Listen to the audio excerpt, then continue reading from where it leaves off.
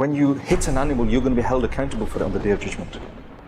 And nowadays we see in streets where children, when they're kicking dogs and kicking cats and, messing about with animals, and they think they're being funny and doing these sort of things. But this again is a sin. To show mercy to animals is what we should also be doing. We should not be cruel to animals.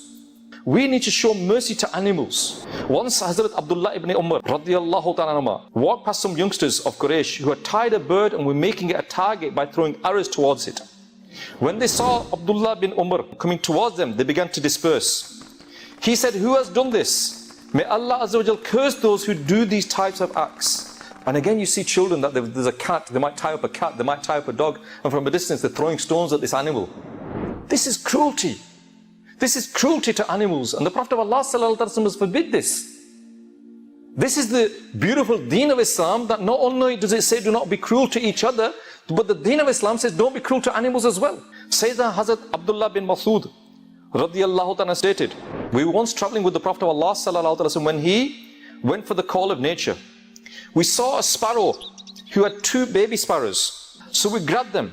The sparrow came and began to flap its wings. So basically, they gathered the baby sparrow out of the nest, and the mother was flapping its wings, panicking. And the Prophet of Allah sallallahu alaihi wasallam saw this, and he said, "Who has caused the sparrow inconvenience in the matter of his baby sparrows? Return his baby sparrows to it."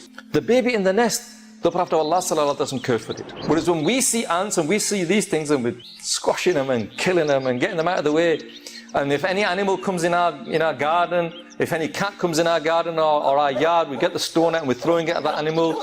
And we're throwing stones at that animal and hurting that animal. This is against the sunnah of the Prophet of Allah sallallahu alaihi wasallam. And if we see anyone being cruel, we should try and stop them according to our ability.